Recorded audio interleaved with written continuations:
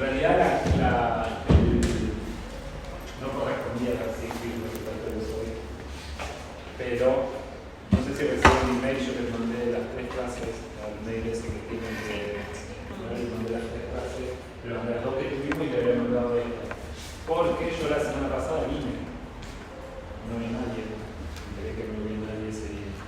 Yo en mi cronograma tenía que venir, me lo había mandado a Lila, vine, y cuando vine no vi nadie, pregunté a Lila y me dice que me olvidé de avisarte que no tenía que venir.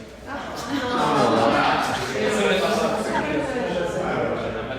No me pasa solamente en medicina, me pasa en biología, ya hace 11 años que siempre me pasa lo mismo.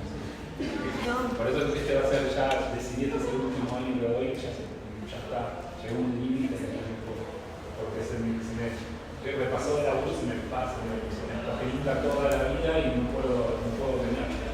Entonces ahora, esta clase ellos me habían pedido que la dé ese día porque ustedes iban a tener una TP algo de respiratorios que iban a discutir con Gabriel o con alguien, entonces me dijeron necesitamos que esté respiratorio para que cuando planteemos las historias clínicas o en el caso clínico tengamos una noción de respiratorio. La idea era que después de la clase que yo les di tenía que darles algo de inmunología para que ya cerremos. Era la clase que seguía lo que habíamos visto, la inmunología, vacunas y antivirales. Eran antivirales, vacunas para incorporar inmunología y métodos diagnósticos. Porque ahora cuando empezamos a ver cada uno de los virus vemos todo eso, cómo se previene, cómo se detecta, capaz que van a quedar medio colgados en algunas cosas, pero vamos a ver qué se quiere. De todas formas yo tengo que dar esto porque ya lo había arreglado y bueno, sí, no sé si lo tendrán más adelante o no, pero van a tener que seguir un poco de arreglar. Bueno, entonces vamos a hablar de los respiratorios.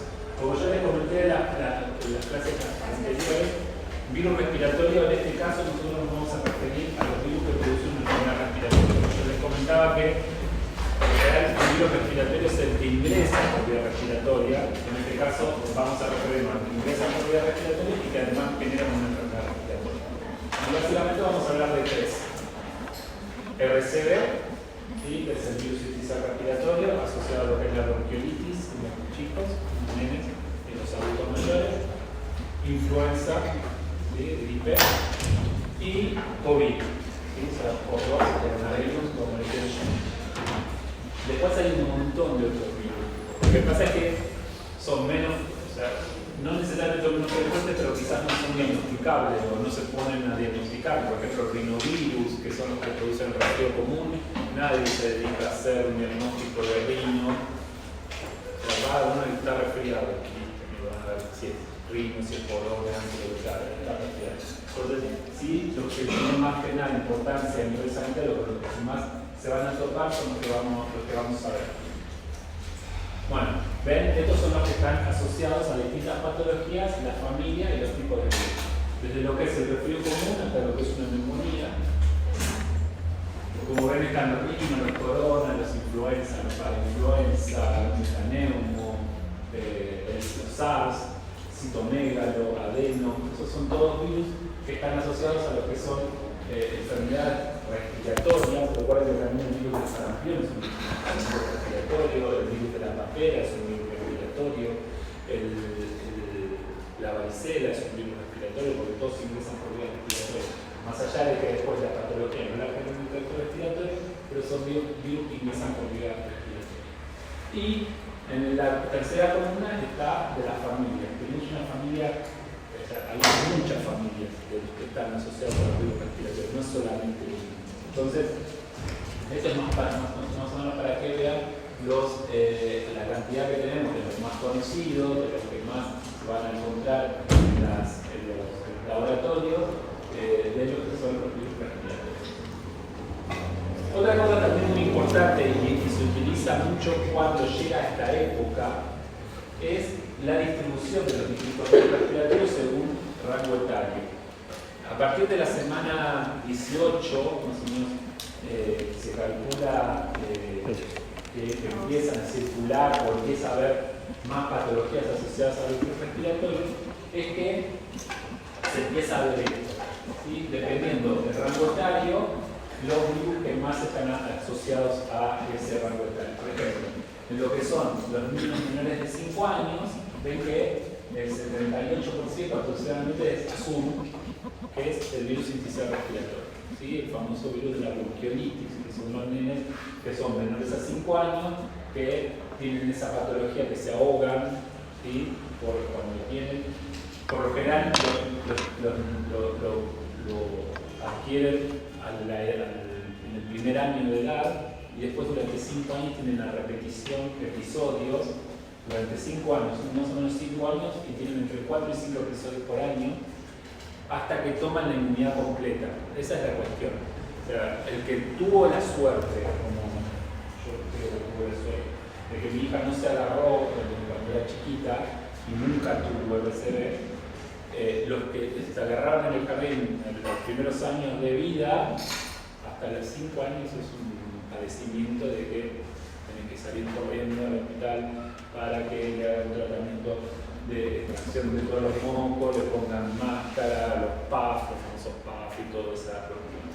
Y eso se debe más que nada porque el contagio, por una sola vez, no le da la inmunidad suficiente. Entonces, esa sucesión de contagios durante esos 4 o 5 años siguientes es la que termina dando la inmunidad completa y después de ahí desaparece completamente, no sé que después es más grande, después de los 60, 70 años vuelve a tener. Pero eso sucede muy seguido y como ven, casi el 78%, casi el 80% de los virus que circulan o que están asociados a enfermedades respiratorias en menores de 5 años es sincicial respiratorio. ¿Qué pasa cuando ya pasamos otro rango etario? Bueno, ya empieza a tomar mucha más importancia el virus de la influenza, ¿sí? Que es el que nos agarra a nosotros, la famosa gripe, ¿sí? Está más asociada ya a lo que son mayores a 5 años hasta lo que son 60, 70 años, ¿sí? Y está un poquito más repartido, tenemos desde influenza para influenza, obviamente el sincicial respiratorio sigue circulando, pero no es algo que está muy genera gravedad en la población adulta. El sincicial respiratorio sí genera un poco más de gravedad, aunque es controlable en los chicos menores de 5 años. Es más, actualmente salió una estadística que en estas pocas semanas el sincicial respiratorio está haciendo récord a nivel de los chicos de menores a 5 años, está muy aumentado, no hay forma, no dan las camas, las internaciones para poder tener a esos chicos un par de días haciéndole un tratamiento de reducción. Y otra cosa muy importante que nos sirve a nosotros también, y esto es dato estadístico, es para que los hospitales se preparen, ¿sí? Los hospitales de niños, cuando llega esta época, aproximadamente desde mediados de abril hasta lo que es mediados de junio, un poquito o fines de junio, los hospitales pediátricos tienen que estar preparados para esto. Entonces, todo lo que es el dato, recabar datos estadísticos, datos de lo que es circulación viral, les ayuda a los médicos y a los hospitales a estar preparados. ¿Qué significa eso? Que saben que para esta época tienen que tener tubos de oxígeno cantidades para los chicos. Tienen que tener cama disponible para tener a los chicos internados durante 1 o 2 días para darles el tratamiento. Eso se genera gracias a todos estos datos estadísticos. Y como vamos a ver en la clase que viene, cuando veamos diagnóstico, van a ver que la importancia del diagnóstico no es solamente llegar a detectar, a entender cuál es el agente que está produciendo la enfermedad, sino también para juntar datos estadísticos. Y no seguir nosotros guiándonos muchas veces, que nosotros tenemos la idea de que nos guiamos con datos estadísticos de Europa, por ejemplo, ¿sí? Y no consideramos nuestra población. Entonces, muchas de esas cosas, más allá de llegar al diagnóstico certero y decir, bueno, es este virus, encima que por más que lleguemos al dato certero, es este virus, no hay antivirales, porque los antivirales, aunque a ustedes les parezca raro, no se les da a la población general. Los antivirales son muy específicos para poblaciones específicas, para la gente, para la persona inmunocompetente no se recetan antivirales, no se da para nada. Entonces, tampoco sirve, por así decirlo, mucho llegar a este es un rino, este es un para influenza, este es un influenza, este es un COVID, porque no hay medicamento. pero sirve mucho y aporta muchísimo a la estadística y a generar datos nuevos y saber cómo nos podemos comunicar a medida que vaya llegando esta época. El sistema respiratorio circula ahora y después empieza a circular de vuelta en septiembre. Ese ciclo tiene. Y por lo general no circulan dos virus juntos, se van turnando. Bueno, entonces vamos a empezar con el sincicial respiratorio, más conocido como BRS, RCB, como lo pueden llegar a ver en distintos lugares. ¿Cómo se clasifica? Esto lo vimos en la primera clase, que se va a tener distintas clasificaciones. El virus pertenece a lo que es la familia Paramyxoviridae. Vamos a ver que los influencias son ortomyxo, estos son paramyxo. Y dentro de la familia Paramyxo vamos a tener dos subfamilias, que es la subfamilia Paramyxovirus y la familia Metapneumovirinae. Y el sincicial respiratorio forma parte de lo que es la familia Metapneumovirinae. Ahí está el género Metapneumo, tenemos el sincicial respiratorio y tenemos el Metapneumovirus, que no lo vamos a ver, circula todo, pero no lo vamos a ver.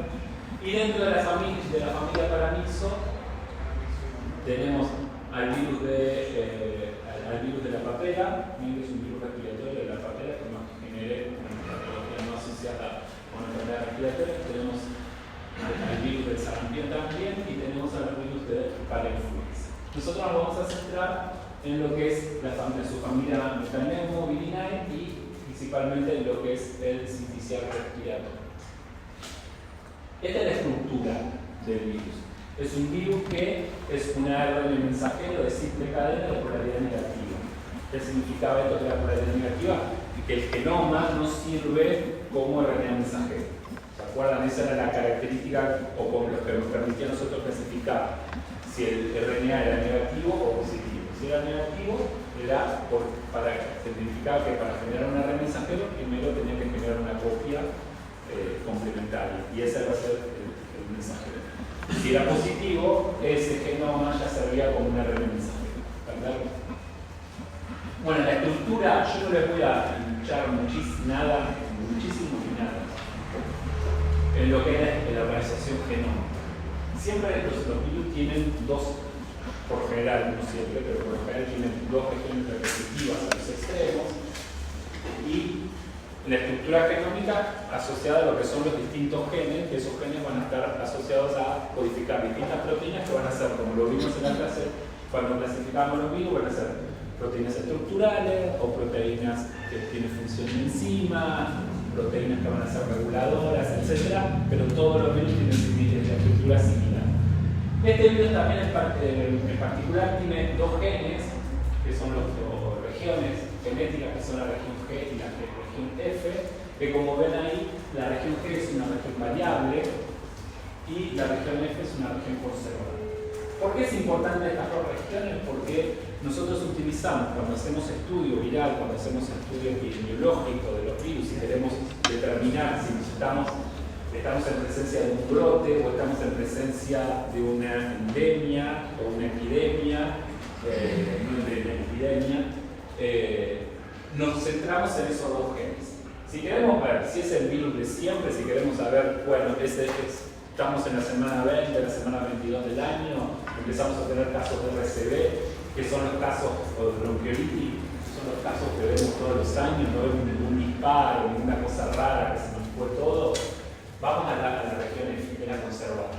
Entonces buscamos eso, hacemos una PCR, un método diagnóstico, buscamos eso y vemos que está circulando un sincicial respiratorio. Nada raro. Ahora, si nosotros vemos que se empieza a comportar raro, como está pasando este año, pero este año no se está comportando raro porque cambió el virus, sino por situaciones que se fueron dando, decimos, ¿qué pasa? Acá se disparó. Para esta época del año no podemos tener tantos casos. Algo está pasando, como pasó con lo que es la pandemia de COVID. Entonces vamos a buscar la región variable. Esa región variable a nosotros nos va a decir si es un virus distinto o es el mismo virus que estuvo circulando en las temporadas anteriores. ¿Se entiende? Esa región teóricamente se tendría que conservar de una temporada a otra, más allá de que sea variable, no tendría que variar mucho, mejor dicho, pero si vemos que varió mucho es porque es un virus nuevo. O sea, sigue siendo sincicial respiratorio, pero algo cambió para que sea más virulento, por ejemplo, y eso hizo que la cantidad de infectados sea más alta. Lo vamos a ver, o lo vieron ustedes cuando pasó lo de COVID. ¿Sí? Veníamos, curva, subía, de repente bajaba, y de golpe se disparaba de vuelta. Cuando se disparaba, ¿qué se detectaba? Que la espícula había aumentado. ¿Sí? Bueno, esto es lo mismo. ¿Eso lo hace ya otra cepa o necesitas no, es el mismo virus. Es el mismo virus. Lo que pasa es que, bueno, yo no me acuerdo si se los comenté, pero se los digo de nuevo. Los virus ARN tienen una tasa de mutación más alta, sí, muchísimo más alta que los virus ADN. Y esto es muy fácil de explicar, por entender. La ADN polimerasa, que es la encargada de replicar el genoma, el ADN, tiene la capacidad de corregir. No sé si se acuerdan de biología. La ADN polimerasa pone nucleótidos y cada tanto vuelve atrás y revisa si el nucleótido que puso estaba bien. ¿Sí? Tiene esa capacidad. La ADN polimerasa tiene la capacidad. Coloca el nucleótido, vuelve, se fija, si está mal corrige y pone el nucleótido que corresponde. La ARN polimerasa no tiene esa capacidad. La ARN polimerasa pone y cada tanto que pone se manda un error. Y como no tiene la capacidad de volver para atrás y corregir, el error queda. Y si ese error que quedó le da una ventaja sobre lo que estaba antes, se queda fija. Es lo que, o sea, ¿se acuerdan de la pandemia de fresquito que estamos ya recién saliendo? Eso es lo que pasaba con coronavirus. Coronavirus es un RNA, es un virus RNA. ¿Qué pasaba? El virus circuló muchísimo, estaba en un montón de gente al mismo tiempo. Al estar en un montón de gente al mismo tiempo, tenía la capacidad de replicarse continuamente. Se replica, comete errores y eso generaba mutantes. La mayoría, tengan claro que la mayoría de las mutantes que se generan no son viables. ¿Sí? Partamos de esa base.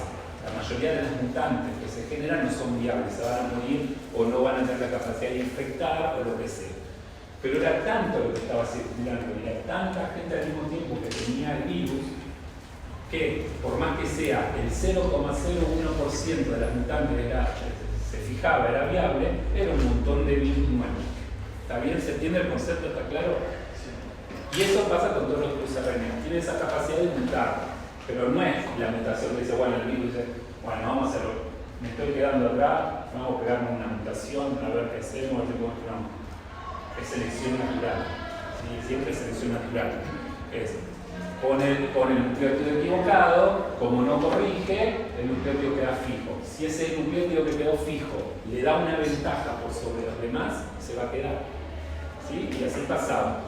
Y una de las zonas que más mutaba en el coronavirus era la espícula. Justo la proteína encargada de unirse al receptor celular. Entonces siempre escapaba a lo que era el sistema inmune, que tiene la capacidad de escapar. Después, cuando hablemos de corona, les voy a contar otra cosa que también les va a cerrar bien para que vean los virus inmunes. Bueno, entonces, es un genoma de RNA de simple cadena negativa de 15.200 cadenas. Es un virus relativamente chico, los medianos que se llaman. Como todo virus muerto, ven acá que tenemos un esquema. El virus va a fusionar su membrana, va a ingresar la cápside, no solamente ingresa la cápside, ven que quedan las proteínas de su membrana, quedan ahí. ¿Por qué? Porque deja su membrana. Si deja su membrana, deja las proteínas de su membrana. Como virus RNA, hace toda la parte de síntesis de ácido nucleico y proteínas en el citoplasma, manda las proteínas, ¿se acuerdan? Manda las proteínas que va a necesitar de su conducta, las manda, las ancla en la membrana y cuando sale, se lleva la membrana y se lleva sus proteínas. ¿Sí? Esto hace el sintetización respiratorio. Todo el citoplasma. Bueno, vimos patogenia. ¿Se acuerdan que vimos patogenia? Que había tres formas de patogenia o tres mecanismos de patogenia. Por la lisis o la ruptura del tejido, inmunopatología y oncogénesis viral. ¿Se acuerdan? El mecanismo de patogenia es por lisis de tejido. La fuente de contagio es exclusivamente humana. O sea, acá no hay vectores. No es que hay que echarle la culpa al perro, al gato, al mosquito, nada. Se contagia directamente de humano a humano. Pasa mucho en los jardines maternales porque los mocos son mocos, y los mocos entre los chicos se buscan, se cantan entre ellos, entonces se cruzan mocos entre ellos, y ahí tenemos que se contagian todos en el aula, ¿sí? Principalmente lo que son niños pequeños y lactantes o lactantes. La transmisión en contacto directo por secreciones respiratorias, la puerta de entrada es la vía respiratoria alta, toda la zona nasofaringea, y hace una primera replicación. ¿Se acuerdan que cuando ingresaba hace una primera replicación, lo que se llama replicación primaria, viremia primaria, replicación secundaria, viremia secundaria y impacto en el órgano blanco? En este caso, lo primero que hace es multiplicar en las células epiteliales superiores y después va bajando a las vías respiratorias inferiores. ¿Cómo baja? Se va moviendo de célula a célula, va pasando de célula a célula, va bajando y llega al tracto respiratorio inferior. Cuando llega al tracto respiratorio inferior, produce lo que se llama la bronquiolitis. O sea, que la bronquiolitis es la inflamación de los bronquioles del árbol respiratorio, que genera una necrosis y proliferación del epitelio bronquial. Es la clásica patogenia por ruptura o, como se le dice, injuria del tejido. Ese ataque o esa ruptura del tejido lo que genera la destrucción de esas células epiteliales ciliadas, se produce una infiltración de los linfocitos, o sea, van todo lo que expanda el sistema inflamatorio va a ese lugar donde se está produciendo eso, se produce todo ese moco y los detritos que se generan, y eso obstruye los bronquioles y los alveolos. ¿Sí? Es una enfermedad obstructiva. ¿Sí? Lo que se le genera, esa cantidad de moco y toda la porquería que se genera a través de la destrucción de ese epitelio por acción de la replicación viral, produce obstrucción. ¿Sí? Al producir obstrucción no hay intercambio gaseoso y los chicos y los nenes se ahogan, empiezan a ahogar. El poco aire que les entra no les alcanza para oxigenarse y se empiezan a ahogar. Por lo tanto, es cuando tienen que ir con el PAF, que es un broncodilatador, para que entre aire, y después tienen que ir en el caso un poco más graves, más severos, tienen que ir con un tubo, sacarle los mocos, ponerle más de oxígeno. Pero es obstructivo y la patogenia se debe a la destrucción del tejido. ¿Ven? Acá tenemos un ejemplo de lo que es el primer caso de lo que es patogenia. Con respecto a la epidemiología, o sea, cómo es la distribución, cómo se comporta el virus, es de distribución geográfica mundial. O sea, en todo el mundo hay RSV. ¿Sí? Es más, no hay vacuna todavía para RSV. Actualmente, con esto del avance de la tecnología de las vacunas de RNA mensajero por lo de COVID, hay una vacuna que está muy avanzada y está a punto de presentarse, que sería la solución, creo que después del rotavirus, para los padres. La aparición de la vacuna de RSV es gracias. Y eso en breve estaría ya presentándose. Principalmente ataca o está asociado con los chicos menores, con los niños de 5 años, pero también en personas mayores, sobre todo cuando están en sitios de hacinamiento, como son, por ejemplo, los geriátricos, y que se puede contagiar fácilmente. Además, ya esas personas mayores tienen el sistema inmune un poco caído, por lo tanto pueden tener efectos más severos, más graves. Es la principal causa de internación por infección respiratoria en niños, por eso que les comentaba, actualmente la internación en esta época del año, hasta junio y julio, es la principal causa de internación en los chicos. Y la gravedad quizás no pasa por el cuadro, porque ya les digo que es más bien de remoción, no tiene ningún tratamiento más que remoción y oxígeno y los PAF, sino que la idea es sacarlo rápido del hospital. Porque un nene internado con eso en un hospital se agarra cualquier otra porquería hospitalaria. Ese es el problema. Entonces, la idea es sacarlo rápido del hospital al nene, porque si no quizás termina con una neumonía, pero asociada a una hospitalaria y nada que ver con eso. Infecta a los niños de corta edad y neonatos, es el causante principal de la bronquiolitis y las neumonías. Las reinfecciones son comunes en toda edad, que es lo que le decía. Empezó al año y olvídense, hasta los 5 o 6 años van a tener episodios, 3 o 4 episodios por año, porque no adquieren la inmunidad completa hasta no tener un tiempo largo de exposición al virus. Produce epidemias anuales, ¿sí? Se sabe que más o menos a esta altura tenemos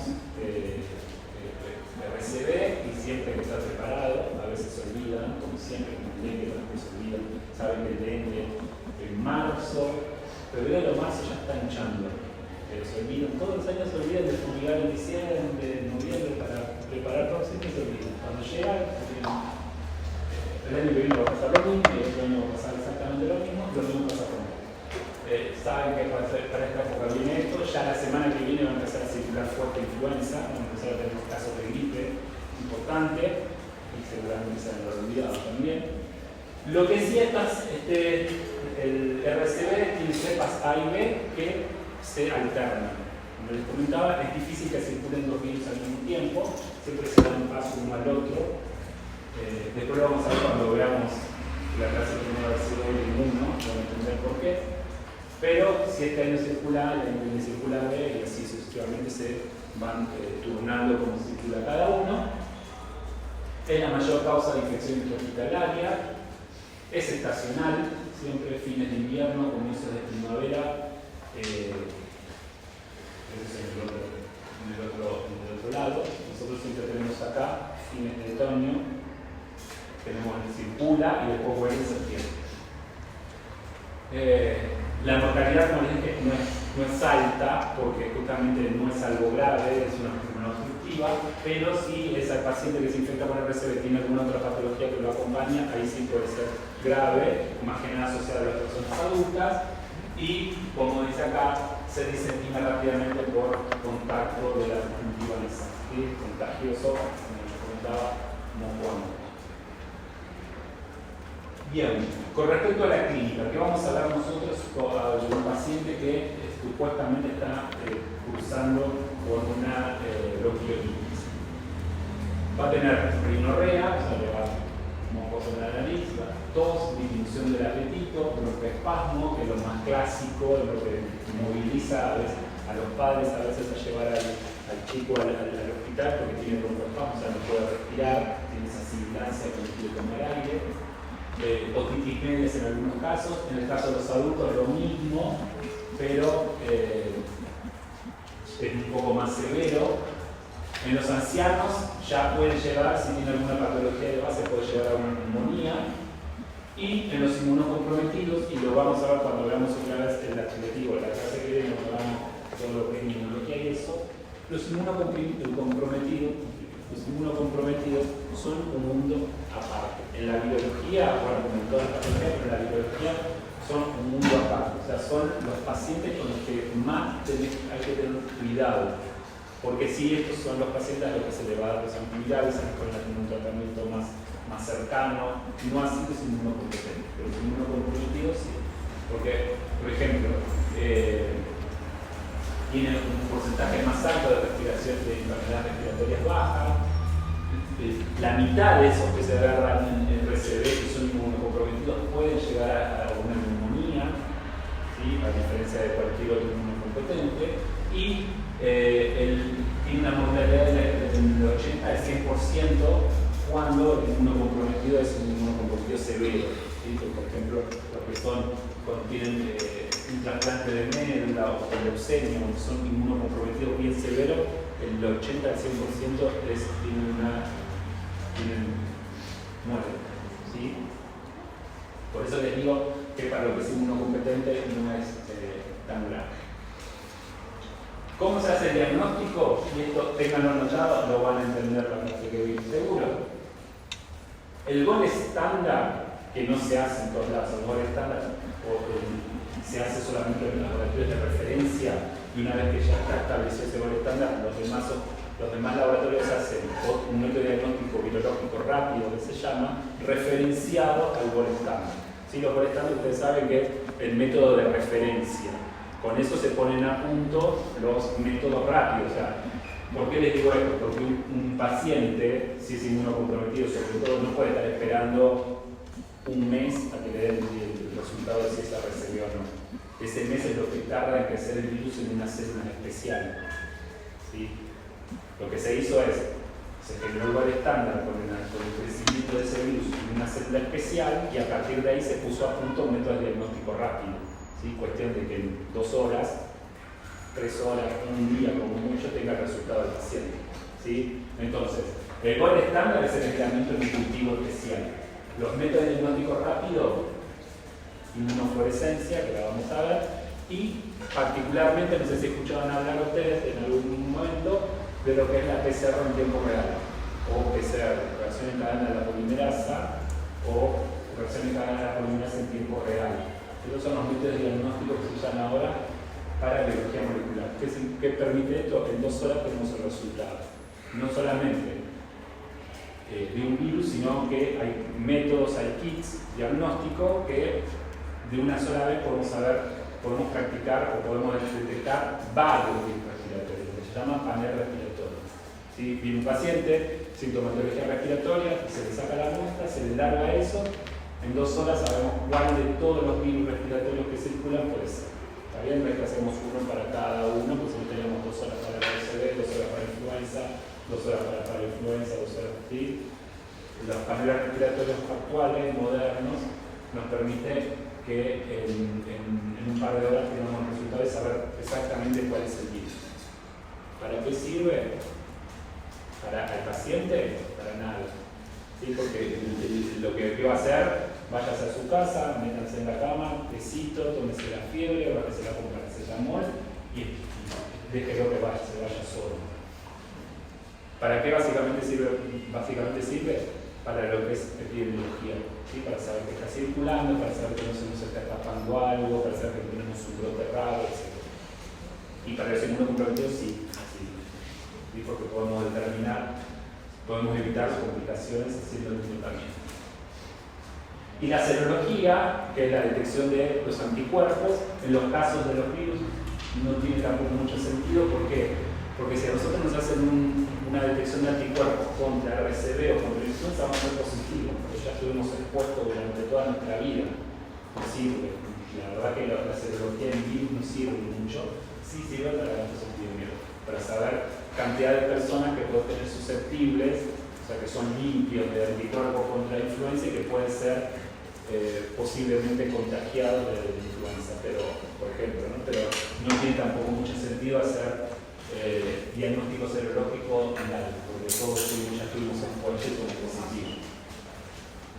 Nos dimos que para COVID, ahora nosotros nos hacen serología para COVID, seguramente somos todos positivos. Tuvimos COVID, o sea, tuvimos sintomático o tuvimos asintomático, seguramente somos positivos para la serología para COVID. Tenemos IgG positiva para COVID.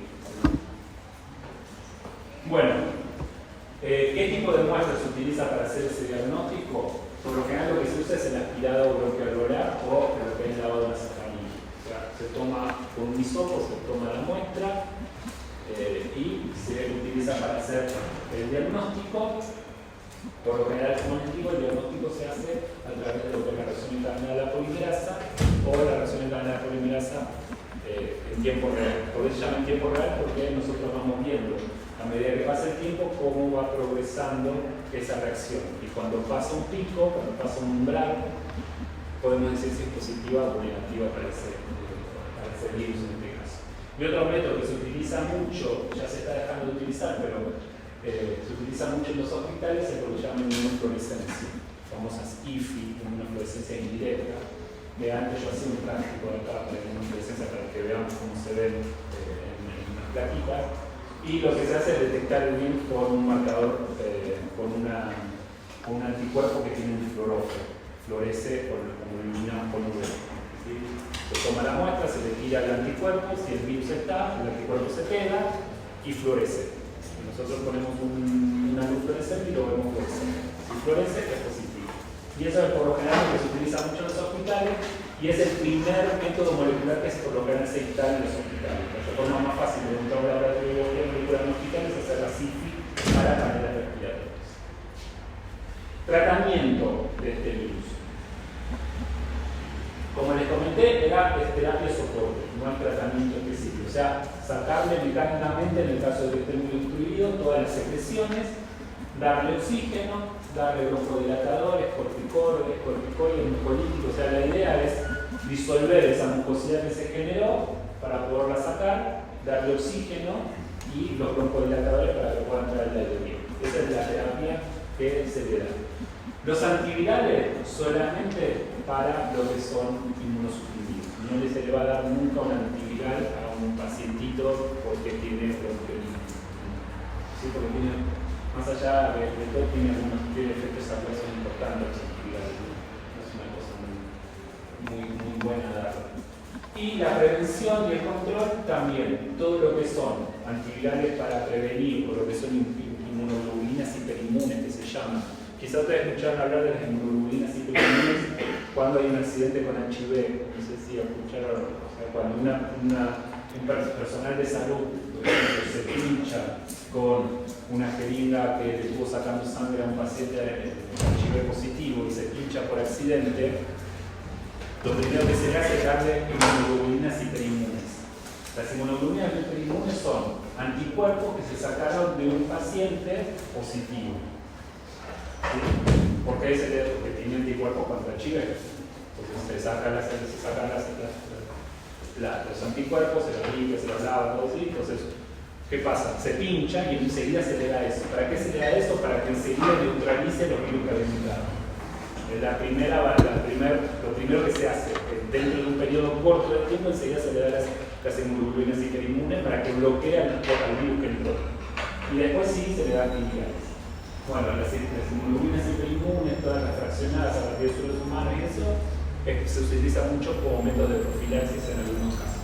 Pero ya les digo, solamente y más que nada a los que son inmunocomprometidos. Inmunosuprimidos, inmunocomprometentes, solamente lo que es tratar. Respecto a la prevención, todo lo que es los grupos de riesgo, que son los niños menores o los adultos mayores, van a ser más que nada los que vamos a tener que cuidar son los que tengan algún compromiso del sistema inmune. Los demás no hay ningún tipo de problema y en este caso, como es un virus envuelto, la forma de cortar la transmisión es eliminar al virus. Y como es un virus envuelto, ¿cómo lo eliminamos? Lavando las manos, suficiente. Entonces, la idea es eso, solamente lavándose las manos, disolvemos la membrana que recubre el virus, no hay membrana, no hay receptores para que se una la célula, el virus no puede ir. Vacunas todavía no hay aprobadas, hay varias en experimentación, las vamos a ver la próxima.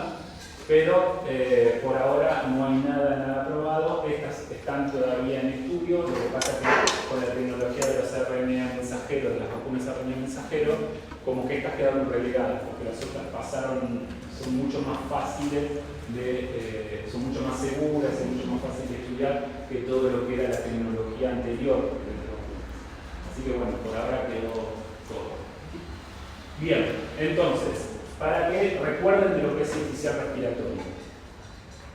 Es el responsable de la bronquiolitis, principalmente en los niños de 5 años y en adultos mayores. El principal riesgo es cuando hay una enfermedad de base. ¿Sí? El tratamiento es remoción, no hay un tratamiento específico, sino remoción, sacarle los mocos, darle oxígeno, darle broncodilatadores, darle corticoides para que disminuya la inflamación.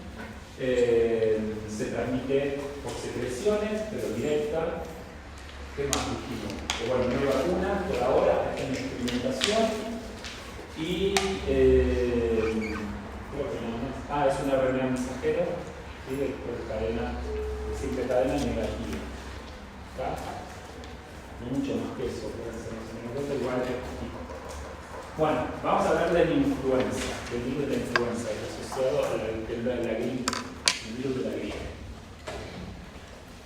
El desinficial pertenece a la familia Paramyxo. Este pertenece a la familia Orthomyxoviridae, donde mixo viene de moco. No sé por qué se les ocurrió, pero.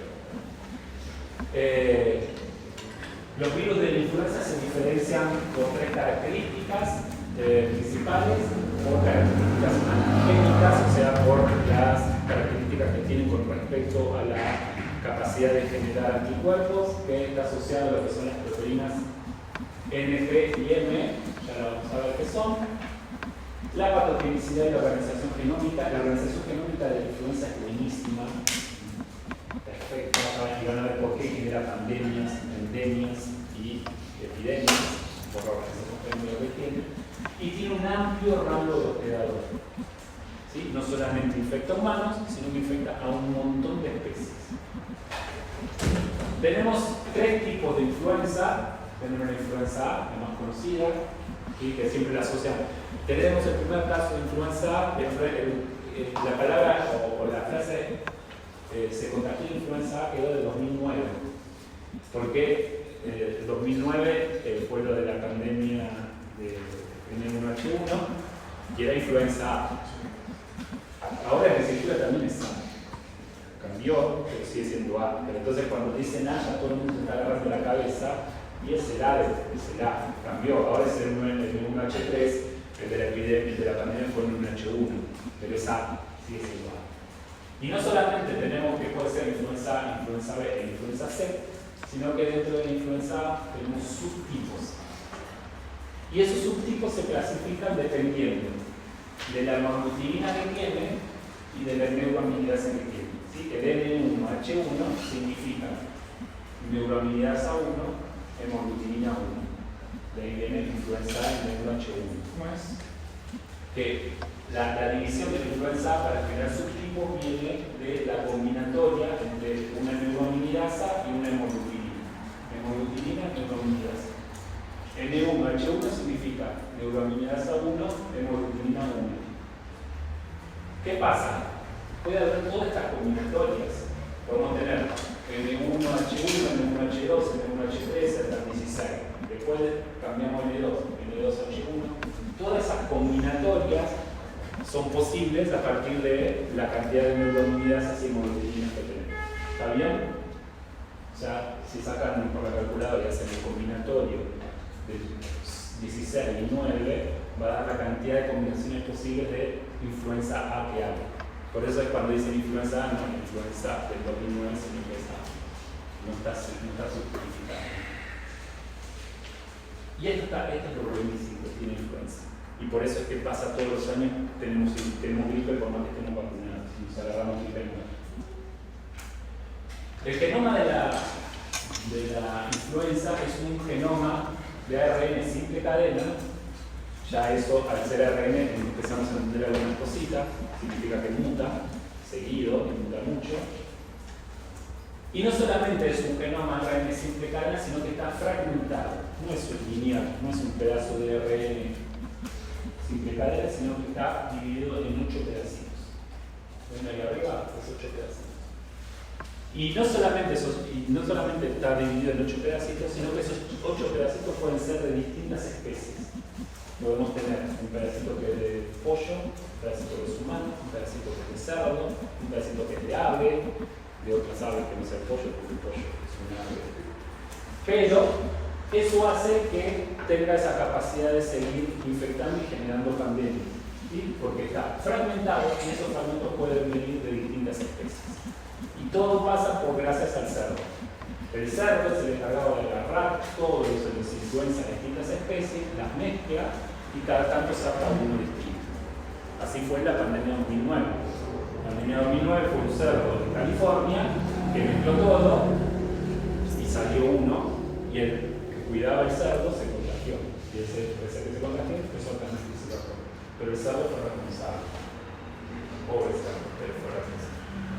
¿Está bien entonces? RNA, simple cadena, negativo, fragmentado en 8. Disculpa, ¿el ADN es igual para toda la influenza, incluso para los mismos subtipos de influenza, o son distintos para cada uno? ¿Bastante igual? Sí. El ARN, o sea, los ácidos nucleicos son para todas las especies, las plantas, todo es todo el mismo. Está codificado de la misma forma, todo igual, es idéntico. O sea, son 4 letras que están codificadas y el ARN, en vez de tener citosina, tiene un ácido. Pero la codificación es la misma. ¿Sí? Entonces, bien, fragmento, ARN simple cadena de polaridad negativa fragmentado en 8. Esa es la influenza. Y además, la posibilidad de combinar distintas hemoglutininas con distintas neuroglutininas para poder generar un espectro grande, importante de virus influenza, lo que hace también que el espectro de especies sea amplio. ¿Sí? ¿Por qué? Porque más allá de que existe esa combinatoria, el humano se agarra un par nada más, no se agarra a todas. ¿Sí? El humano puede agarrarse un par. Bueno, para lo que es el ciclo de replicación es más o menos similar a lo que es el de RCB, con la diferencia de que influenza tiene una parte de la generación de ácido nucleico y proteínas virales en citoplasma y otra parte en núcleo. ¿Sí? Tiene las dos formas, las dos partes. Pero hace lo mismo, sintetiza las proteínas, sintetiza los ácidos nucleicos, los encapsula, ancla las proteínas en la membrana y cuando sale se lleva a la membrana con sus proteínas que necesita en la membrana. ¿Sí? Pero a diferencia de la RCB, tiene una parte de síntesis de ácido nucleico y proteínas en citoplasma y otra parte de síntesis de ácido nucleico y proteínas en núcleo. Esa es la diferencia. ¿Se acuerdan que habíamos dicho cuando vimos replicación que la mayoría de los virus RNA hacían en citoplasma, la mayoría de los virus ADN en núcleo y después había un par que hacía núcleo y citoplasma que es influenza? Y el hepatovirus. Dígame. Bien. Yo, o sea, dentro de citoplasma y núcleo. Citoplasma y núcleo. Hace una parte de citoplasma y otra parte de núcleo. Bueno, ¿cómo se denominan los virus de la influenza? Ustedes saben que todos los años tenemos un virus de influenza nuevo, que es el que circuló en el hemisferio norte el año pasado, que es el que va a circular en el hemisferio sur este año. ¿Sí? Entonces ya los patrones que se están practicando ahora son de lo que circuló en el hemisferio norte. Cuando uno se vacuna o cuando llega la vacuna nueva o cuando llega la especie con la que se va a hacer la vacuna, porque el virus de la influenza es un virus atenuado, es el virus vivo, ¿sí? Que vino del hemisferio norte, se le hace una cosita y se lo deja medio tururo para que no genere una enfermedad, pero sí para que genere anticuerpos. Entonces es un virus vivo y tiene un nombre. ¿Cómo se lo nombra? Se lo nombra por el tipo, por el número de aislamiento. El número de aislamiento es el paciente que se lo sacó. Siempre el paciente, recuerden siempre el paciente en un hospital es un número general. Y cuando hacemos un estudio de laboratorio es otro número más alguna letra, pero siempre es un número. El tipo de neuroaminidasa y hemoglobina que tiene, la especie, el lugar donde se aisló y el año de aislamiento. ¿Sí? Ese es el nombre. O sea, nosotros acá le terminamos diciendo influenza A, H5N1, ¿sí? Que es el que empieza la gripe aviar. Ese es el virus de la gripe aviar que circula en el sudeste asiático, en Asia. ¿Qué tiene este virus? Mortalidad del 50-60%. ¿Qué tiene de bueno este virus? Que no se transmite bien de humano a humano. Yo sí, me encanta decir esto, pero no para generar alarma. Cuando se combine, recuerden que es un virus RNA y que los cerdos tienen la capacidad de mezclar cositas. Cuando se combine el de la pandemia 2009, este tenía el de la 2009, se contagiaba, pero a 3 cuadras. Estabas pasando y te contagiabas, pero no producía nada grave. La verdad que no. O sea, la gente que murió no murió mucha más gente que moría los años anteriores. Es más, se cayó enseguida. Empezó en mayo y en agosto no había más. En 2009, ustedes ya eran chiquitos, con 2 años, no sé cómo tenían, pero bueno. Empezó en mayo y en agosto no había más nada. ¿Sí? Pero se contagiaba a 40 kilómetros, lo contagiaba. Entonces era muy contagioso, poco patogénico. No pasaba nada. Este es muy mortal, 60% de mortalidad, pero no se contagia muy bien. Cuando se combinen, vamos a tener altamente contagioso con un 60% de mortalidad. En 2-3 meses desaparecerá. ¿Qué nos pasó en la gripe del 18, en la gripe española, que murió casi toda la humanidad? No va a pasar, no se preocupen en el inmediato, pero si seguimos haciendo algunas cositas que estamos haciendo, va a pasar más temprano que tarde todo esto, porque estos virus en la RNA se van a combinar entre ellos mismos. Bueno, entonces se nombran así. Por ejemplo, el tipo va a ser el tipo de gripe aviar es influenza A, la especie es pollo, del chicken, ¿de dónde se aisló? De Hong Kong. El número de aislamiento es el paciente 220 del año 97. Tiene neuroaminidasa 1 y hemoglobina 5 y nada más. Y se le pone virus para que se pase. El de la influenza A que es el que por lo general se circula todos los años, el del Brisbane, y el de la 2009, la pandemia 2009, California fue donde se aisló por primera vez, cerró, evidentemente sacó, y H1N1, el paciente 150 debe ser el muchacho que se lo pescó primero, y el año 2009. ¿Sí? Este virus, el H1, sigue circulando. Lo que pasa es que es mucho menos patogénico que el que circula todos los años, pero sigue circulando. Bien, entonces esta es la forma en que se nombran a los virus. ¿Sí? Tenemos el 2006, ese 2006, HPSN2 son los que circulan todos los años. Bien. Como les dije, tiene un rango de hospedador amplio. ¿Sí? Un montón de especies son capaces de contagiarse de virus influenza. Pero ¿qué está bueno de todo esto? Que las aves acuáticas son el reservorio natural. O sea, las aves acuáticas son capaces de tener todos los virus. Entonces, las migraciones de esas aves hacen que el virus se desparrame por todo el mundo. Este año, a principios de este año, fines del año pasado, se empezó a detectar gripe aviar en Perú. Nunca había llegado a esta zona, nunca había llegado acá, estaba muy aislado de Asia, la gripe aviar. Acá hubo una alerta, se detectó supuestamente unos pollos con gripe aviar, se mataron a todos los pollos, creo que fueron más de 1 millón y pico de pollos que se mataron, y después hicieron una contraprueba y eran matados. Se equivocaron, pero bueno, puede pasar. Pero los de Perú, creo que eran pelícanos u otra cosa de esas, pasaron a aparecer muertos en la costa de Perú y cuando se les hizo el diagnóstico estaban infectados con gripe aviar. ¿Sí? Y ahí se generó la alerta en Latinoamérica. Pero bueno, eso significa que ya está circulando, ya está llegando a lo que es Latinoamérica, y eso se debe a la migración de las aves. ¿Sí? Entonces, recuerden esto, ¿saben qué es el ombligo? Las aves acuáticas es el hospedero natural de la influenza. Puede contener todas las hemoglobina y todas las neuraminidasa. ¿Sí? ¿Qué es lo bueno de esto? Que al humano se adaptaron solamente al hombre la hemoglobina 1 a 3 y la neuraminidasa 1 y 2. ¿Sí? Entonces tenemos muy pocas combinaciones que nos afectan a nosotros. ¿Sí? No tenemos todas esas combinatorias, sino que puede ser neuraminidasa 1 o neuraminidasa 2 acompañado de hemoglobina 1, hemoglobina 2 y hemoglobina 3. Son las únicas combinatorias que podemos tener nosotros.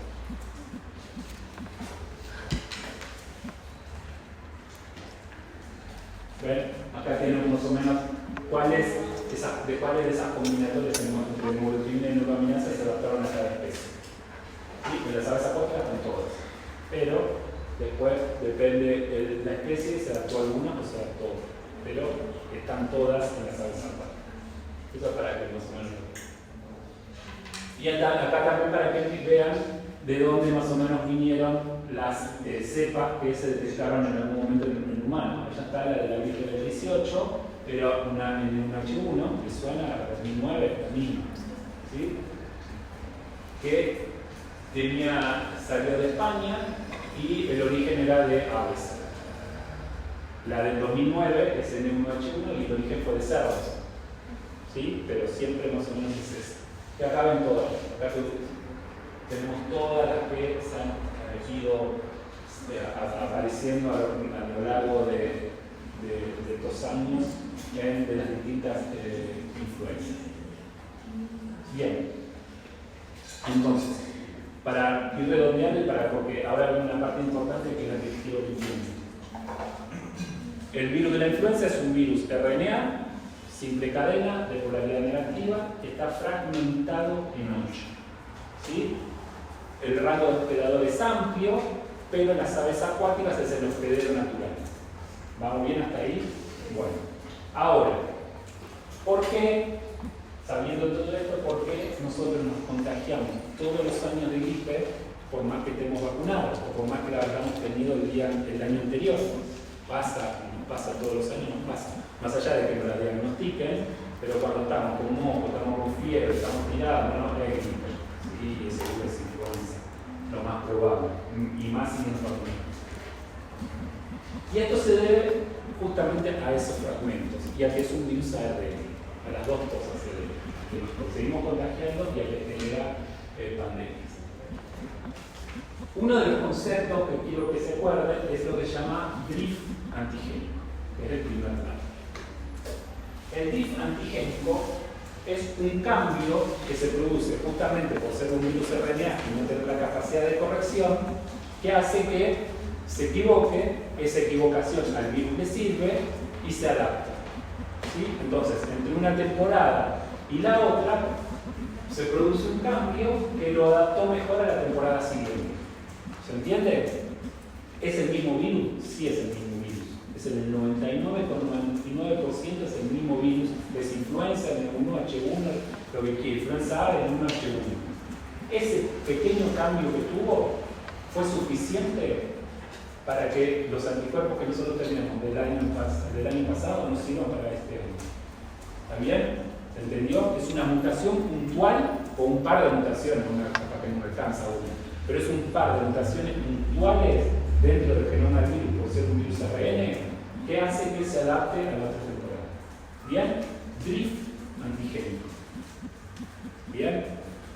Se llama drift antigénico porque cambia la antigenicidad y nosotros no lo podemos responder ante eso. Ahora, el otro concepto, y ese que está asociado, bueno, este sí está asociado a la epidemia y a lo que es la influenza estacional. ¿Sí? Esa es la influenza que tenemos todos los años, la gripe que tenemos todos los años. Ahora hay otro concepto que se llama shift antigénico. Y ese shift antigénico se debe a lo que dijimos antes, a que el genoma es fragmentado. Entonces, como es fragmentado, esos fragmentos pueden ser de distintas especies. Entonces el cambio es mucho más severo. No es un cambio de una base, un par de bases, una proteína. El cambio es mucho más severo. Y si ese shift antigénico le da una ventaja por sobre el otro, y sobre todo lo principal es que le dé la ventaja de saltar de especie, que es lo que pasa, es lo que hace que termine generando una pandemia. ¿Se entendió? O sea, el drift antigénico es un cambio puntual que hace que a nosotros los anticuerpos que nos tuvimos el año pasado no nos sirvan para este año. Es un cambio, una mutación, un par de mutaciones dentro del genoma. ¿Bien? Influenza estacional. Todos los años nos agarramos de gripe, por más que lo hayamos tenido el año anterior. Ahora, si lo que se hace es una combinación de fragmentos de distintas especies, el cambio es mucho más severo. Porque nosotros no estamos preparados para todo eso. ¿Sí? Un cambiecito más o menos, pero ya cuando viene cambio grosso, nosotros no podemos responder ante eso. Somos totalmente susceptibles a una especie, a ese virus. Y la otra es que las resortantes, que es lo que se llama resortantes, la resortante es la mezcla. Resortantes es lo que es la generación de mezclas que por lo general se produce en el cerdo. Se van a generar miles y miles o millones de resortantes en un cerdo. Porque el cerdo agarra todas las mezclas. La mayoría, como vimos antes, van a ser inviables. Capaz que ni siquiera enferman al cerdo, porque por general no lo enferman.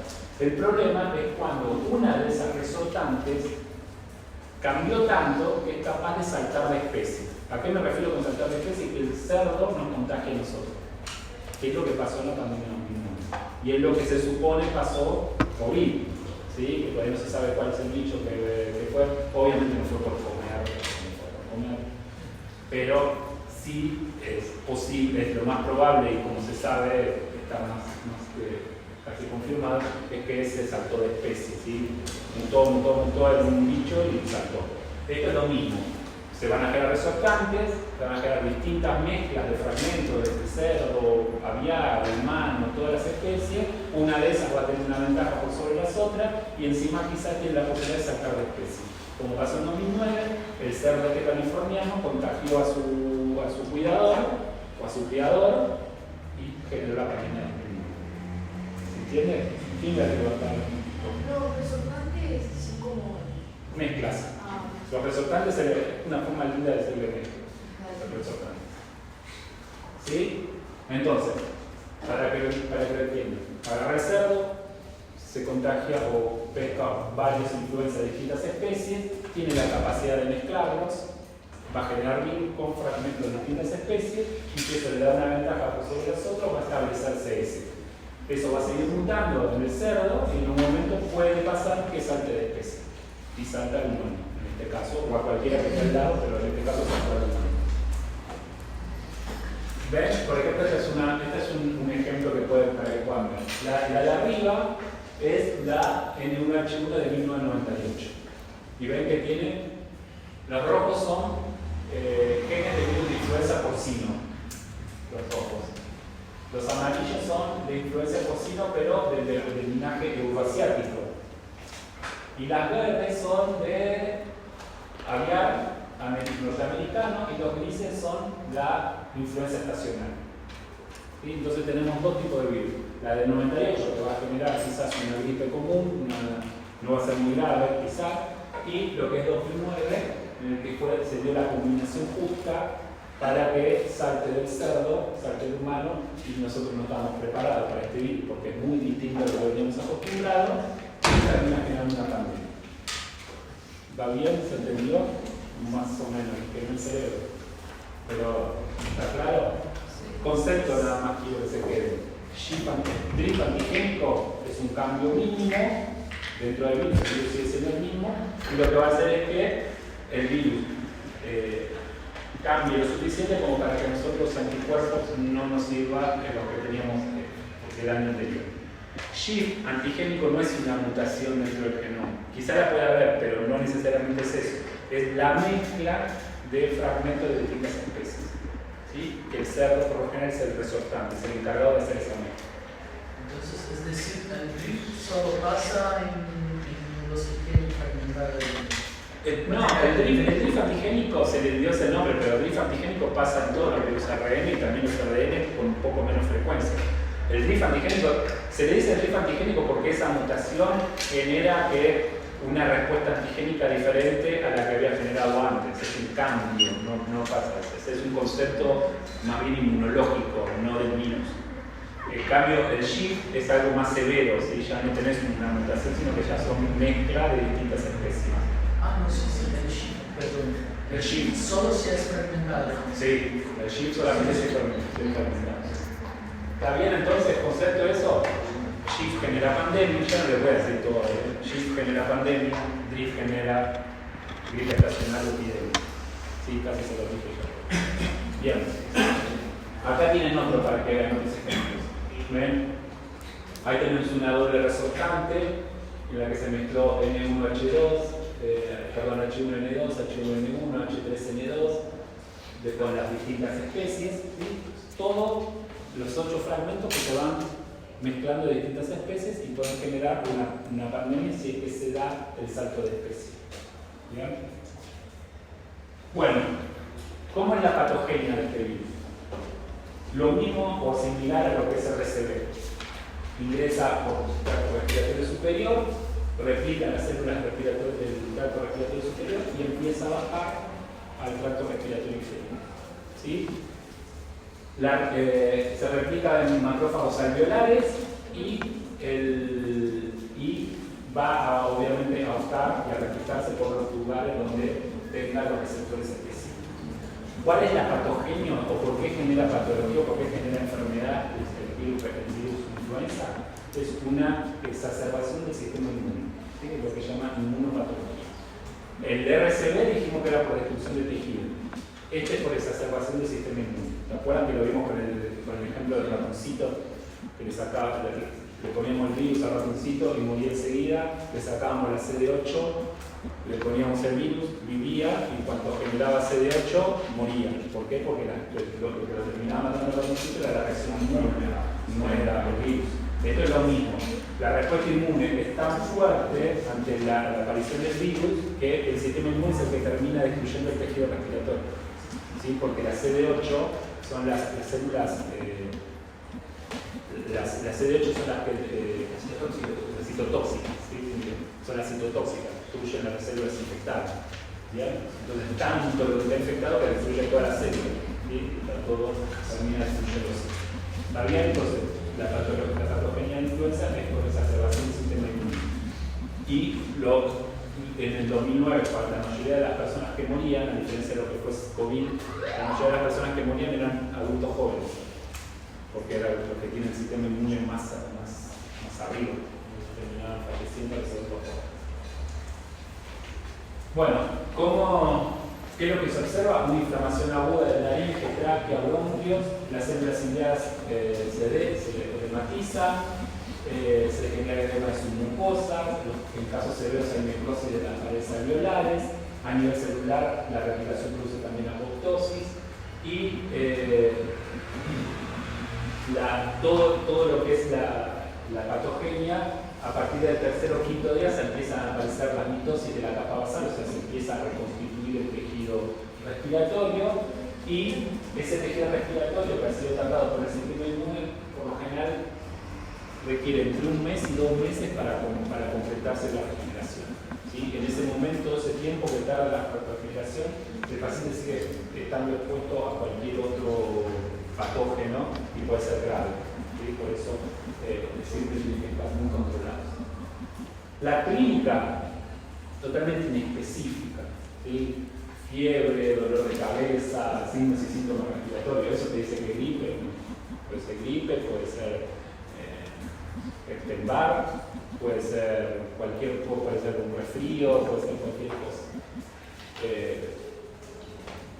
Lo que sí, en los niños menores de 3 años tiene síntomas, lo que son síntomas gastrointestinales, pero los síntomas son totalmente específicos. Lo que sí, una fiebre sostenida de 38, 40 grados durante 3-4 días ya es un poco más indicativo de una influenza.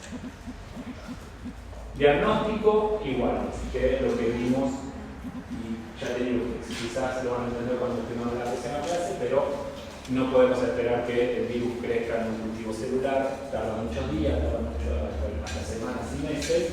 Se hace el diagnóstico biológico rápido, que es a través de métodos automatizados, para simplificarse los PCR, PCR tiempo real, etc., pero son todos métodos automatizados. Tratamiento, esto ahora lo van a ver, lo vamos a entender, quizás lo entiendo un poco mejor cuando hablamos de antivirales, pero yo ya se los adelanté un poquito la clase pasada. Hay 2 antivirales que se utilizan, siempre también más que nada a lo que son los inmunocomprometidos, son los inhibidores de canales iónicos, amantidina y remantidina, y los inhibidores de las neuroaminidasas, que es el zanamivir, el oseltamivir y otro tipo de droga, también el oseltamivir. Yo siempre digo, el señor del oseltamivir todavía está resultando de sus cosas de 2009, porque fue el único antiviral efectivo para la pandemia de 2009. De todos esos ninguno era, el único que funcionó es el oseltamivir, y que todavía está escuchando porque la pasó muy bien. Y el mecanismo se los muestro muy rápidamente, pero se van a acordar de cuando hablamos de replicación viral. ¿Se acuerdan que los virus envueltos pueden entrar por exitosis medida por receptores? Se metieron dentro de una vacuola, por más que estaban envueltos, y esa vacuola o ese fue el nombre. ¿Se acuerdan que era un mecanismo de defensa que tenía la célula, que lo encapsulaba y le metía protones y lo hacía ¿se acuerdan que lo expliqué? Y el virus había evolucionado de tal forma que esa introducción de protones dentro de esa vacuola o de esa cápsula, el virus había evolucionado de tal forma que usaba eso para fusionar su membrana a la membrana y se salía. Ese es lo que se ve arriba. El virus ingresó, está dentro del endosoma. La célula le manda protones, ahí lo vemos en el tercer dibujito, vemos que entran unos protones, y esa entrada de protones el virus lo utiliza para fusionar su membrana con la membrana del endosoma y sale. Ya sale el virus, sale su ácido nucleico y entra al núcleo para replicarse. Bueno, la rimantidina, esta es la rimantidina, ese panito. La rimantidina lo que hace es bloquear un canal que se llama, es una proteína M, que es un canal, no deja de ser un canal, un poro, por donde entran los protones al virus y le dan la orden al virus de fusionar su membrana con la membrana del endosoma. Si está ese tapón, los protones no pueden entrar al virus. Si los protones no entran al virus, el virus no se entera que tiene que fusionar su membrana con la membrana del endosoma y muere dentro del endosoma. Nadie está buenísimo. El tipo que se le ocurrió es un genio. Dijo, ¿qué hacemos? Le ponemos un tapón al canal, listo. Sí, el problema es diseñar ese tapón y que vaya donde tiene que ir. Pero el tipo lo que hizo fue diseñó un tapón para ponerle al virus, para que no le entre los protones y le diga al virus fusionate y salí. ¿Sí? ¿Tiene alguna contraindicación? Los antivirales sí tienen todos contraindicaciones. Sí, no se usan por lo general. Para que den esto tiene que estar muy grave para que se lo den. La amantalina es utilizada para Parkinson. ¿Qué? Amantalina. No sé, la verdad que no. Puede ser por la misma acción que tiene por los canales. Sí. Pero bueno, esa es la acción de. ¿Quién lo había propuesto? Para poder mirar. Sí. ¿Se acuerdan que vimos que los virus envueltos pueden entrar por fusión de membrana o por endocitosis mediada por receptores? En este caso entra por endocitosis mediada por receptores. El virus ingresa, se forma un endosoma, que es allá arriba, y el virus está adentro, lo vemos, ¿no? ¿Qué hace la célula cuando detecta un endosoma con algo extraño adentro? Le mete protones, lo significa para matar lo que está adentro, para proteger lo que está adentro. ¿Qué hace para matarlo? No para proteger, para matar lo que está adentro. Y desaparece el endosoma y todo bien. ¿Qué pasa? El virus evoluciona de tal forma para que aprovecha cuando la célula le mete protones y esos protones los utiliza para tener una orden para decir, bueno, yo ahora con esto me fusiono mi membrana con la membrana del endosoma y salgo del endosoma e infecto a la célula. ¿Vamos bien hasta ahí? Para que eso suceda, los protones tienen que entrar al virus, para que el virus se entere que tiene que fusionar su membrana con la membrana del endosoma. ¿Qué hizo el que inventó la mantilina? O la bimantilina, creó un tapón que se va a meter en el canal por donde entran los protones al virus. Si los protones no entran al virus, el virus no se entera que tiene que funcionar su membrana con la membrana del endosoma. Por lo tanto, el virus queda adentro del endosoma. Y los protones, es ácido, van a destruir el virus. Recuerden que es un virus envuelto. Cualquier agente físico-químico destruye la membrana y el virus no sirve para nada. Ya está. Entonces el virus, en vez de funcionar su membrana y salir, muere adentro del endosoma. ¿Sí? Solamente pregunta conmigo. Disculpa, ese tapón es una proteína, ¿no? Es una proteína. ¿Se entendió ahora? Sí, gracias. Es la forma más visual que le encuentro para explicarlo, pero no lo vemos molecular. La orden que hace con que el virus funcione es el aumento de protones, porque protones ya existen. Claro, el aumento de protones dentro del endosoma, pero esos protones no solamente dentro del endosoma, sino que tienen que entrar al virus. Es como una señal que cuando esos protones entran al virus, le dan la señal al virus para que se fusione. Si no pueden entrar porque está el tapón, chao, no hay orden y el virus muere adentro del endosoma. ¿Sí? Que hay, bueno, esquemáticamente está ahí. Después lo vamos a ver después. Y el otro es los inhibidores de la neuroamilasa. El virus de la influenza es uno de los virus que tiene el proceso de maduración previo a la liberación. Recuerda que habíamos dicho que había un paso previo a la maduración, a la liberación, o posterior en algunos casos, que era el proceso de maduración, que significaba que el virus estaba todo completo, todo formado con todas sus proteínas, pero faltaba un toque para que sea efectivo. En el caso de la influenza, el virus está todo completo, sale de la célula que infectó, que es la parte azul esa que está ahí, pero queda unido a la célula, queda unido por la unión neuroglutamina con un ácido ciánico, no importa. Lo importante es que tenga claro es que el virus no se libera automáticamente, sale de la célula y queda unido, por la parte de afuera queda unido. La maduración, ¿cuál es la maduración? La neuroamilasa, que es una proteína que tiene al lado, funciona como una tijera. Se inclina, corta esa unión con la que estaba el virus y el virus se libera. ¿Sí? Esa es la maduración que se le llama. Mientras tanto está unido. ¿Qué hace estos inhibidores de la neuroamilasa? Le ponen como fundas a esa tijera. Le ponen una proteína que hace que esa tijera no sirva. Entonces la neuroamilasa se inclina, corta, no corta porque tiene una funda, tiene un tapón y el virus queda unido a la célula y no se libera. Al no liberarse, muere con la célula por el sistema inmune de la carne. ¿Sí? Al no poderse desprender, tampoco es capaz de infectar a una célula vecina o un tejido vecino, por lo tanto muere ahí. ¿Sí? Son los dos mecanismos por los cuales son antivirales, por los cuales funcionan los antivirales contra la influenza. Una es ponerle el taponcito y otra es evitar que el virus se libere de la unión que tiene la célula con los virus. Los antivirales son apasionantes porque encontraron forma para poder ir a distintos lugares y poderlos atacar. Bueno, esto es para que vean la susceptibilidad que había contra los distintos antivirales. Para cada uno de los virus que circularon, resistentes o sensibles para cada uno de los antivirales que había en ese momento. Pero bueno, eso cambia o es diferente dependiendo del virus.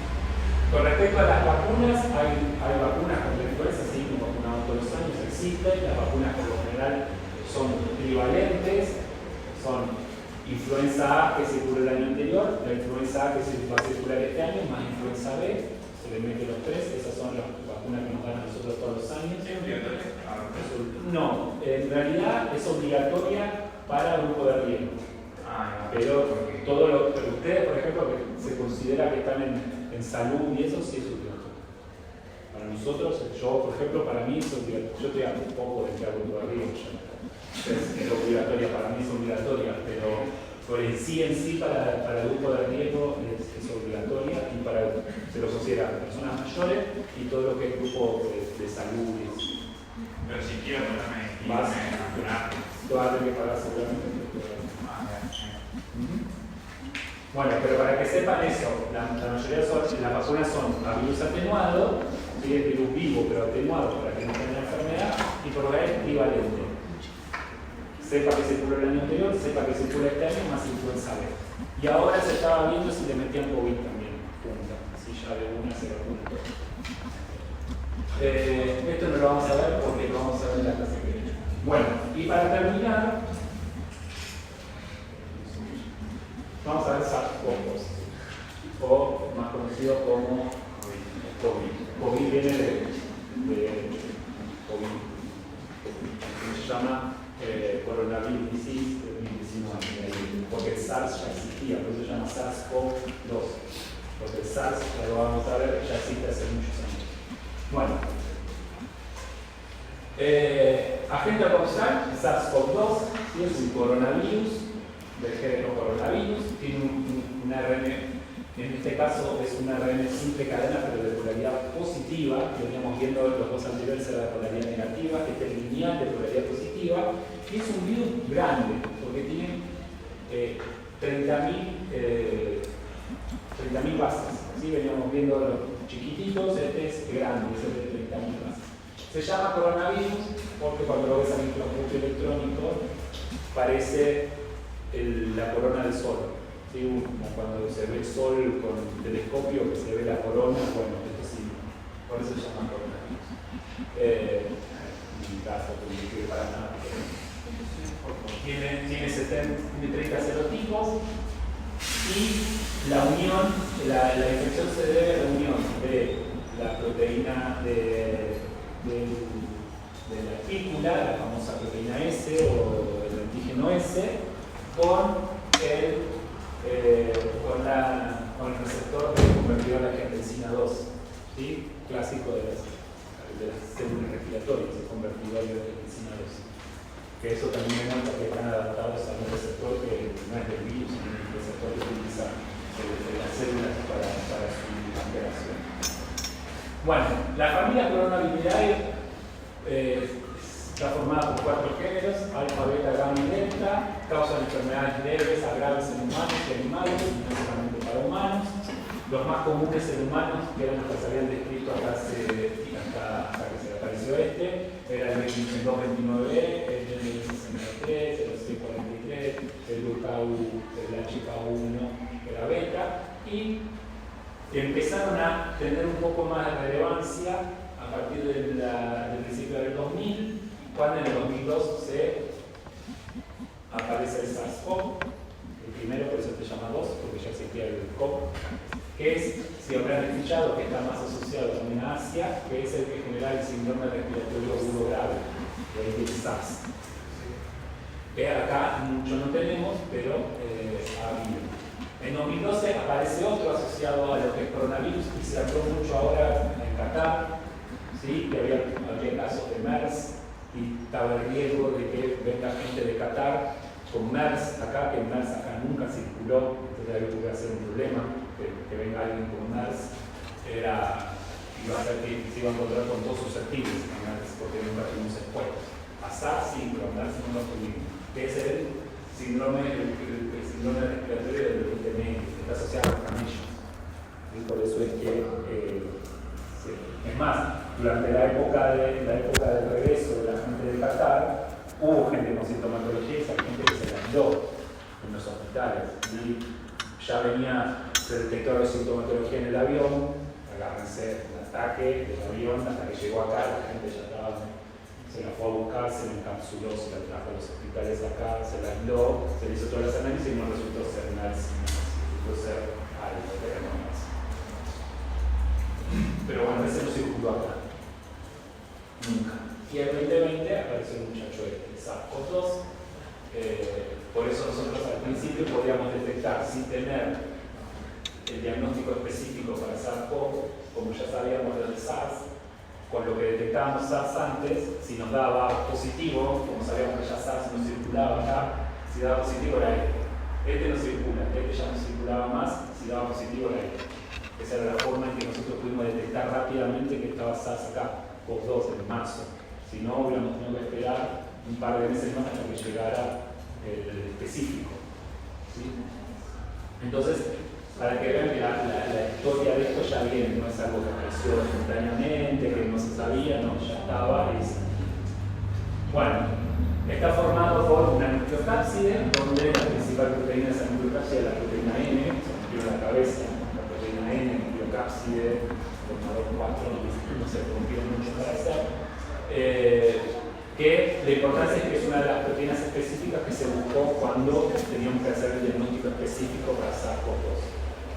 Después está la envoltura, en la envoltura tenemos la espícula, ¿sí? Las proteínas amarillas, que es la famosa proteína S, específica también, y después teníamos una proteína M y una proteína E, una de la membrana y otra encargada de lo que es el ensamblaje y la liberación. Por eso es importante, se las nombro, ustedes las tienen que saber, no las tienen que saber, pero se las nombro justamente porque son las proteínas por lo que se buscó específicamente cuando se tenía que hacer el diagnóstico de COVID. Y la proteína S es la que se utilizó siempre, se sigue utilizando para ver cómo está evolucionando el virus. ¿Sí? Porque es la primera que cambia o es la que más cambia. Y es la que a nosotros nos permitía ver los picos. Cuando bajaba y de golpe se disparaba, otra vez, y digo, ¿cómo? Estamos vacunados. Dentro de todo está controlado, está la cuarentena, está toda la cuestión, ¿por qué se disparó? Bueno, íbamos, secuenciábamos la proteína S y veíamos que había cambiado. ¿Sí? Y acá es donde yo les quería contar para que vean cómo es la evolución de estos de los virus. El virus al principio, más allá de que éramos una población susceptible, el virus al principio era muy contagioso y mortal.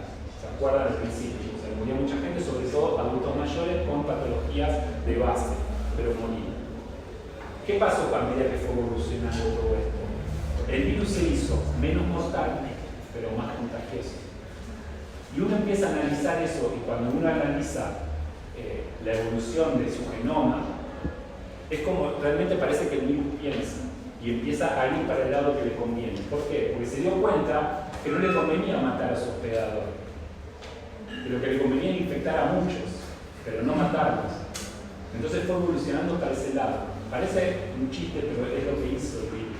Lo hizo en forma natural, no que lo pensó, pero lo hizo de esa forma. El virus llegó a un punto en que era capaz de infectar a un montón de gente, pero no la mataba. Entonces nosotros teníamos picos de infección altísimos, que fue la última ola de octubre, pero la mortalidad estaba por el piso.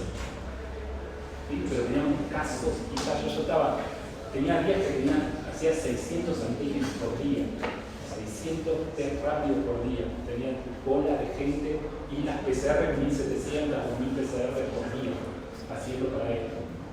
Y teníamos mucha infección y poca mortalidad. Al principio teníamos mucha mortalidad, con una infección importante, obviamente, porque nunca habíamos estado expuestos, pero muy mortal. A medida que fue evolucionando, mucha infección, poca mortalidad. ¿Por qué? Porque el virus lo que buscaba era subsistir, no morir con su hospedador. Se explica también la evolución, porque el MERS mataba muy rápido. Pero el MERS tiene, por eso el problema. Menos chance de transmitir. Pero porque el MERS lo que tiene no tuvo la posibilidad de infectar a tanta gente en tan poco tiempo como tuvo el SARS-CoV-2. Esa es la otra. O sea, más allá de que el virus tiene una tasa de mutación muy alta porque es un RNA, también tuvo la gran oportunidad de infectar a mucha gente en corto tiempo. Y mientras más tiempo estaba en la gente, más posibilidad tenía de mutar. ¿Sí? Es todo eso, o sea, es un conjunto de un montón de situaciones que se fueron dando. ¿Sí? Si hubiésemos tenido una vacuna algo antes, lo cortás antes y no dejás que mute tanto, pero al circular tanto tiempo, 2 años circuló, 2 años circuló. Sí, pues si no fueron 2 años de nuestra vida que yo no me acuerdo, pero 2 años circuló completo. Le diste todo el tiempo para que mute, para que haga todo. Y, bueno, y lo bueno de eso, más allá de obviamente toda la gente que falleció y todo lo que pasó y todo, sirvió para 2 cosas. Una, para ver esa evolución, que se la vio perfecta la evolución, porque uno analiza los genomas de cómo empezó y cómo terminó y ve eso. Y la otra, porque sirvió muchísimo para avance en tecnología de vacunación y tratamiento. Es impresionante lo que se avanzó gracias a esto. Es jodido decirlo, pero la verdad que se avanzó muchísimo en ciencia por esto, porque lo veías en tiempo real y podías trabajar. Bueno, esto para que vean que, como yo te lo mostré en la clase de replicación, para que vean que la acción entre el receptor y el antirreceptor hace que haya un cambio de conformación y las membranas se fusionan. ¿Sí? Era lo mismo, ¿se acuerdan que lo que habíamos visto era eso? Cambiar la conformación, aparecía un gancho, lo enganchaba, la traía y se fusionaba. Bueno, esto es más o menos similar, pero era para que lo vean. Bueno, ¿cómo se transmite el SARS? ¿Cómo se transmitía? Más se sigue transmitiendo porque empezaron, hay casos nuevos, empezó a aparecer algo. Pero estamos vacunados. Pero empezaron a ver, yo hacía semanas que no veía y empecé a ver ahora, la semana pasada empecé a ver varios casos. No, pero son casos muy bien. Bueno, la transmisión es contacto directo de persona infectada a través de lo que son las gotas, las famosas gotas de flúor, que son esas gotas que salen cuando nosotros hablamos, respiramos, obviamente cuando estornudamos peor, que no tienen mucho tiempo de suspensión en el aire, sino que automáticamente caen, pero, porque son gotas, el virus no vive fuera de la gota, pero si estamos lo suficientemente cerca, obviamente no vamos a contagiar. Yo trabajé para COVID desde el primer día de marzo del 2020. No me contagié nunca. Vine el año pasado acá a dar clase con ustedes y me contagié. Nada, una hora estuve con uno. ¿Por qué fue el segundo año de medicina? Porque me llaman por teléfono a 3-4 días, yo estaba destruido, y me llaman y me dicen, hay 5 alumnos que son positivos. Nunca más, no me había agarrado en todo, y eso que era el que trabajaba ahí, decirle las marcas, que sea de todo. Me descuidé una hora y así que muy transmisible, muy transmisible. Y después, por fomites, ¿se acuerdan que estaban todos atacados de que lavaban hasta la harina? Compraban en el mercado, todos los primeros supermercados la lavaban, se sacaban las zapatillas, las dejaban afuera, se desnudaban afuera, dejaban la ropa, era una locura.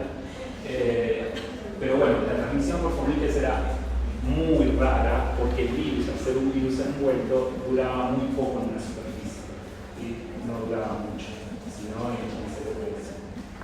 Y por lo general, si lo teníamos en la suela de los zapatos, no en el lugar. Una pregunta, ¿fomites? Sí, cualquier artículo, sí, cualquier cosa que toques que se intercambie. Bueno, me acuerdo, yo iba a visitar a mi mamá y le tiraba las llaves así, las devolvía, le tiraba el alcohol en el aire, y estaban locos, una locura en serio, pero bueno, o sea, así se armó mucha gente también, pero no había tanto, ya digo, llegaban al supermercado y metían toda la paleta y la lavaban ahí. Perfecto, estuvo perfecto porque eso al principio era lo mejor que se podía hacer porque no había normas. sabía nada, no se sabía nada de nada. Pero bueno, después se fue para el lado donde se necesita ir y fue muy bien.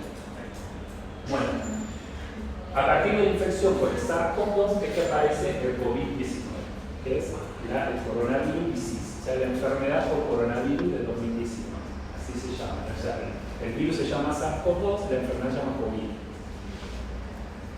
Está producida por el SARS-CoV-2, tiene un periodo de incubación de entre 1 y 12,5 días, ¿sí? Se calcula que es una media de 10 días de incubación. La transmisión es por gotas o contacto en superficie y la tasa de letalidad es 3,47. O sea, es relativamente baja, no es tan alta. Lo que pasa es que se murió mucha gente de golpe. ¿Está bien? Si uno después hace la comparativa de la cantidad de gente que moría por año antes del COVID, más o menos estamos igual. ¿Sí? Lo mismo pasó con la pandemia de 2009. La cantidad de gente que murió por la pandemia de 2009 es muchísimo menos, pero muchísimo menos que la que moría todos los años por influenza la que circulaba. ¿Sí? Por eso desapareció el COVID. ¿Ven? Esto fue como fue evolucionando. Y ven dónde estaba la tasa más alta de mortalidad, mayores a 80 años. Que era lo primero que teníamos. ¿Por qué? Porque el sistema inmune estaba bastante, en esa edad está bastante caído, y además porque la mayoría de esos pacientes tienen enfermedades de base, sobre todo obesidad y diabetes, que son los que más fallecieron en esa época. Todo lo que era después, edades jóvenes, es bajísima, pero no fue tan. Bueno, esto para que vean esto lo que veían los médicos, ¿sí? Una neumonía bilateral, o sea, los pulmones destruidos por estos pacientes, que no había forma de que se recuperen, no había forma de que les entre el aire, o sea, había que darle vuelta, entubarlo. Así que bueno, era feo verlos a los enfermos. Por suerte acá en Argentina nunca llegamos a explotar, nunca llegó a explotar el sistema de salud, nunca faltó cama, nunca faltó oxígeno, nunca faltó médicos, nunca faltó nada. Argentina la verdad que fue un ejemplo a ese nivel, fue un montón de cosas, pero a nivel de salud fue uno de los mejores países del mundo, como nunca le explotó el sistema de salud, siendo un sistema de salud gratuito y público. O sea que cualquiera se podía atender a cualquier lado y lo atendía. Eso es la cuestión. En otro lugar del mundo, si no pagabas, difícil, hasta que te desbordó. Acá, la gente que tenía prepagas, obras sociales, su clínica estaba saturada y terminaban en hospital público y lo atendían como cualquier, al revés, a cualquier público. Pero de esa forma, privado a público, estábamos ahí y se atendía, se hacía cualquier cosa y nunca faltaron camas, nunca. Eso somos un ejemplo a nivel mundial con eso. Pero bueno, esto es lo que se ve, sí, tanto en la tomografía como en la placa. Para que tengan una idea, pero no se preocupen, pero para que lo vean cómo era al principio, cómo se definía un caso sospechoso, era lo mismo más o menos que lo que era influenza, pero podía incorporar algunos de estos síntomas. Si no te etiología que explique completamente la presentación clínica, este criterio incluye toda infección respiratoria aguda grave, no necesariamente COVID, y los signos o síntomas separados por una barra deben considerarse como solo o sea, era fiebre y o tal cosa filmado, en ese momento era lo único que circulaba, o sea, COVID barrió con todas las respiratorias no circuló nada durante 2 años que no sea COVID, barrió. O sea, era como que influenza asomaba y decía, no, estoy yo, date y se iba. Y venía del RCB, no estoy yo y se iba. No entró nada. Por eso este año, el año pasado, influenza apareció en febrero, en enero, porque estaba en la puerta, estaba esperando que se vaya COVID para entrar. No lo dejaban ver COVID. Cuando se fue COVID, vino influenza. Influenza tiene que aparecer en mayo y apareció en febrero. Porque estaba ahí, estaba en la puerta esperando. Cuando el otro se fue, entró. ¿Y eso qué pasa? Y eso pasa porque es muy difícil que circulen 2 virus al mismo tiempo. ¿Sí? Eso es como que acapara la población. Bueno, El diagnóstico ya lo habrán visto, lo habrán padecido, se habrán hecho ustedes hisopados, se habrán hecho, me imagino, se habrán hecho todo. ¿Alguno tuvo COVID? Ah, pero yo sabía para que tuviera menos. Yo lo tuve 3 veces. 3 veces. Con 5 vacunas. Bueno, pero esta era la forma que nos teníamos que proteger nosotros para tomar la muestra y hacer los análisis y cómo se tomaba la muestra. Esto se sigue haciendo. ¿Sí? Esto se sigue haciendo, lo sigo haciendo todos los días. Estoy haciendo eso en el Hospital Muniz, estoy haciendo diagnóstico de COVID y ahora de dengue también de la misma forma.